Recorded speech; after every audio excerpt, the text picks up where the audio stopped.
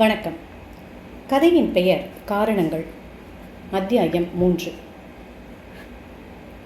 வாசலில் வெள்ளையாய் கண்ணை பறிக்கும் இழைக்கோலம், அதிலிருந்து உள்ளே செல்லும் குட்டி குட்டி பாதம், வாசல் படியில் வரிசையாய் மாவிலை தோரணம், ஊதுவத்தி, பலகார மணம். குளித்து பவுடர் பூசி மையிடப்பட்டு லட்சணமாய் கூடத்து பாயில் கிடந்தது குழந்தை. அலுவலகம் கல்லூரியிலிருந்து ஒன்றாக வீடு திரும்பின மாதவனும் உஷாவும் ஒரு நிமிஷம் அப்படியே நின்று அந்த சூழ்நிலையை அனுபவித்தார்கள். நம்ம வீடு தானா இது உஷா? வாசனையா கோலமும் அலங்காரமுமா அமர்க்களப்படுதே. சுவாசத்தை இழுத்து மாதவன் விடவ உஷா சிரித்தாள். குழந்தையை அள்ளி கொண்டவள் அம்மா என்று குரல் கொடுத்தாள். பாகீரதி சமையலறையிலிருந்து எட்டி பார்த்தாள். வந்துட்டிங்களா? வாங்க, கை கால் கழுவிட்டு வந்து சாமிக்கு 2 பூ போட்டு வணங்கிட்டு காஃபி பலகாரம் சாப்பிட உட்காருங்க. என்னம்மா தடபுடல் பண்ணியிருக்க? இன்னைக்கு கிருஷ்ண ஜெயந்தியா? ஆமாம், 2 நாள் முன்னாடியே இந்த விசேஷம் வருதுன்னு பார்த்து வச்சுக்கிட்டேன். உன்னண்ட சொன்னால் வீணாக சிரமப்படாதம்மான்னு அடக்கிடுவேன்னு தான் எதுவும் சொல்லலை. பலகாரம் பண்ணியிருக்கியா என்ன?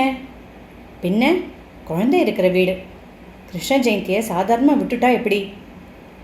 நீங்கள் புறப்பட்டு போனதும் ஆயா கிட்ட படி அரிசியை களைஞ்சி கொடுத்து மிஷினில் அரைச்சிட்டு வர சொன்னேன். 11 மணிக்கு குழந்தைய குளிப்பாட்டி பால் கொடுத்து தூங்க பண்ணிவிட்டு உட்கார்ந்தேன். 2 இனிப்பு, கொஞ்சம் சீடை, கைமுறுக்கு எல்லாம் ரெடி. நேற்று நீ வாங்கிட்டு வந்த பழம் வெத்தலை அப்படியே இருக்குது. ஏடை கடைஞ்சி வெண்ணெய் எடுத்து வச்சுருக்கேன். தயிர் அவளோட இந்த பதார்த்தங்களையும் படைச்சி ஒரு கற்பூரம் காட்டிட்டா ஆச்சு. நீங்கள் 2 பேரும் வரத்துக்காக தான் காத்துட்டு இருந்தேன். கை கால் கழுவிக்கிட்டு வாங்க. நீளமாய் பாகீரதி பேச பேச மாதவனும் உஷாவும் அதிசயித்து போனார்கள். வீட்டையும் குழந்தையையும் கவனிப்பதோடு ஒண்டியாய் இத்தனை பலகாரங்களும் செய்து கோலம் போட்டு இதர காரியங்களையும் கச்சிதமாய் கவனித்து, எப்பா, அந்த காலத்து மனுஷிகளின் காரியம்தான். அதுவும் கிராமத்தில் வாழ்ந்தவளுக்கு அலுப்பாவது சலிப்பாவது. சந்தோஷத்தோடு இருவரும் பரபரவென்று உள்ளே சென்று முகம் கை கால்களை கழுவிக்கொண்டார்கள். பக்தி ஸ்ரத்தையுடன் சமையலறைக்கு சென்று அங்கிருந்த பூஜை அலமாரி முன் நின்றார்கள். பாகீரதி இங்கு வரும் முன் தனி பூஜை அலமாரி என்று எதுவும் கிடையாது. போனால் போகிறது என்று மாட்டப்பட்ட ஒரே ஒரு முருகன் படம் மட்டும் கிழக்கு பக்கச்சுவரில் தொங்கும். இப்போது அப்படி இல்லை. வந்த 2ஆம் நாளே பூஜை அலமாரி இல்லாட்டி எப்படி? நாள் கிழமைனா ஒரு பூ சாத்தி கற்பூரம் காட்ட வேணாமா என்று பாகீரதி சொல்ல, அவள் ஆசையை கெடுப்பானேன் என்று பாத்திர அலமாரியை ஒழித்து கொடுத்திருந்ததில் இப்போது ஒரு தட்டு நிறைய கண்ணன், நடராஜர், ரத்னகிரி முருகன், விநாயகர், சாய்பாபா படங்கள் உள்ளே வைத்து பூட்டப்பட்டிருந்த வெள்ளி குத்தவிளக்கு வெளியில் எடுக்கப்பட்டு 2 வேளையும் ஏற்றப்படுகிறது. எல்லோரும் பூ போட்டானதும் துளி நீரை எடுத்து நைவேதனத்துக்காக வைத்திருந்த பாத்திரங்களை சுற்றி தரையில் பாகீரதி விட்டாள். கட்டியாய் கற்பூரத்தை ஏற்றி தட்டில் வைத்து, என் அப்பனே கிருஷ்ணா காப்பாத்து, ஹரே கிருஷ்ணா ஹரே கிருஷ்ணா கிருஷ்ண கிருஷ்ண ஹரே ஹரே என்று சொல்லி படங்களுக்கு காட்டி கீழே வைத்து தானும் ஒற்றி குழந்தைக்கும் ஒற்றி பாகீரதி விழுந்து நமஸ்கரிக்க மற்ற இருவரும் தொடர்ந்தார்கள். பூஜையானதும் பலகாரம் சாப்பிட்டார்கள். கைமுறுக்கும் அதிரசமும் சாப்பிட்டு நாளாகி இருக்க மாதவன் ரசித்து உண்டான். 8 மணிக்கு மேல் எல்லோருமாக பாகீரதியின் விருப்பப்படி சிவா விஷ்ணு கோவிலுக்கு சென்று வந்தார்கள். திரும்பி வருகையில் மாமியாருக்காக அவர் ஆசைப்பட்ட ஸ்தோத்திர புத்தகத்தை மறக்காமல் மாதவன் வாங்கி கொடுத்தான். அன்றிரவு ரொம்ப நேரத்துக்கு வீட்டில் இப்போது நிலவும் சந்தோஷமான சூழ்நிலை பற்றி பேசி கொண்டிருந்து விட்டு மாதவனும் உஷாவும் தூங்க முற்பட்ட போது மணி 11:30 தொட்டுவிட்டது. அடுத்து வந்த மாசங்களில் அவர்கள் வாழ்க்கை இதே நிம்மதியோடு தான் நகர்ந்தது.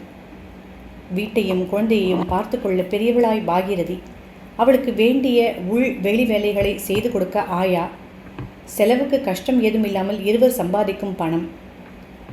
வாழ்க்கையை இன்னும் நன்றாக அனுபவிப்பதற்காகவும் பாகீரதிக்கு வசதியாக இருக்கவும் சீக்கிரமே அவர்கள் சின்னதாக ஒரு ஃப்ரிட்ஜும், இட்லி தோசைக்கு சிரமமில்லாமல் அடிக்கடி அரைக்க ஒரு கிரைண்டரும் வாங்கினார்கள். இதெல்லாம் போதாதென்று தீபாவளி சமயத்தில் சுங்குடி புடவையில் 2ம், கோடம்பாக்கத்தில் 2ம் எடுத்து மகள் நீட்டிய போது பாகீரதி திக்கு முக்காடித்தான் போனாள். இப்போ எதுக்கு 4 புடவை உஷா? சும்மா தாம்மா, உன் மாப்பிள்ளைக்கு போனஸ் வந்திருக்கு, அதான் வேட்டு விடுறோம். அதுக்காக இப்படி துணியில் கொண்டு கொட்டுவாங்களா? நகையாக செஞ்சாலும் நாளைக்கு உதவும். இருக்கட்டும்மா, நீ கட்டுற புடவையெல்லாம் பழசாயிடுச்சான். அம்மா நமக்காக ஒழிக்கிறாங்க.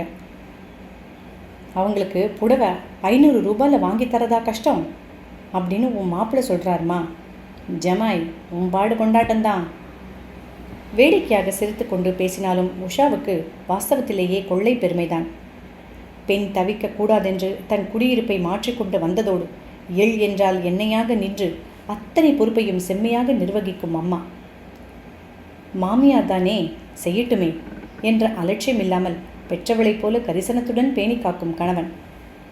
அப்புறம் பெருமைக்கு என்ன குறைச்சல்? இந்த மகிழ்ச்சியின் காரணமாகவே குழந்தை வந்தனாவின் ஆண்டு நிறைவு விழாவை தடபுடலாக உஷா நடத்தினாள். மரியாதைக்கு மாமியார் மாமனாருக்கு வர சொல்லி கடிதம் போட்டு அவர்கள் இப்போது வர இயலாது, வேலை இருக்கிறது என்று எழுதிய பதிலால் அதிகம் பாதிக்கப்பட்டு போகாது தான் திட்டமிட்டபடி விமர்சையாகவே பிறந்த நாளை கொண்டாடினாள். காலையில் வீட்டோடு ஹோமம், சாஸ்திரோத்தமான காரியங்கள். மாலையில் நண்பர்களுக்கு டீ பார்ட்டி. இருவரின் சிநேகிதர்களுமாய் கிட்டத்தட்ட 50 பேர்களுக்கு மேல் வந்துவிட இரவு 8 வரை ஜே என்று வீடு கொண்டாட்டத்தில் தெளித்து போனது. முதல் நாளிலிருந்தே இதற்கென பாகீரதி ஓய்வு ஒழிச்சல் இல்லாமல் செய்து வைத்திருந்த முந்திரி கேக், குலாப் ஜாமுன், காராசேவு இவற்றுடன் சூடாய் வடை, பழம், காஃபியும் பரிமாறப்பட வந்தவர்கள் அத்தனையும் ருசித்து சாப்பிட்டு பார்ட்டியை ஸ்லாகித்தார்கள். விருந்தாளிகள் வீடு திரும்பின பின் வந்திருந்த பரிசு பொருட்களை பிரித்து பொம்மைகள், உடைகள், பிஸ்கட் பொட்டலங்கள் என்று ஒவ்வொன்றாக எடுத்து பார்த்து உள்ளே பத்திரமாய் அம்மாவின் உதவியுடன் அடுக்கி வைத்த பிறகே உஷா படுக்க வந்தாள். இன்னைக்கு ஃபங்க்ஷன் பிரமாதமாக இருந்ததில்ல? மாதவன் வினவ உஷா பெருமிதத்துடன் தலையசைத்தாள்.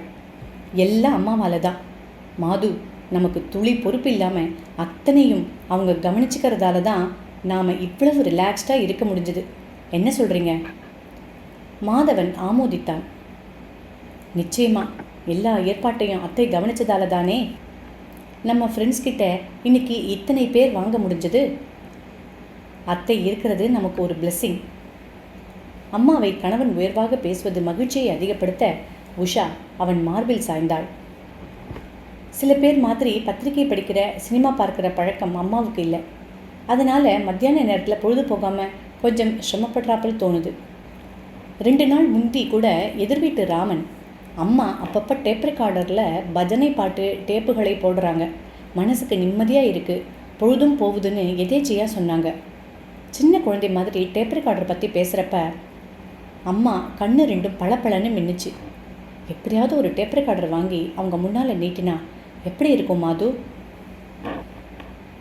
ஆர்வத்துடன் உஷா பேச இது குறித்து சிந்தித்த மாதவன் மறுநாளே பேங்கிலிருந்து பணம் எடுத்து பிலிப்ஸ் டேப் ரெக்கார்டர் ஒன்றையும் 4 பக்தி பாடல்கள் கொண்ட டேப்புகளையும் வாங்கி பாகீரதி உஷா முன் நீட்ட, இந்த மாதிரி மாப்பிள்ளை புருஷன் யாருக்கு கிடைப்பான் என்று அவர்கள் இருவரும் பூரித்துத்தான் போனார்கள்.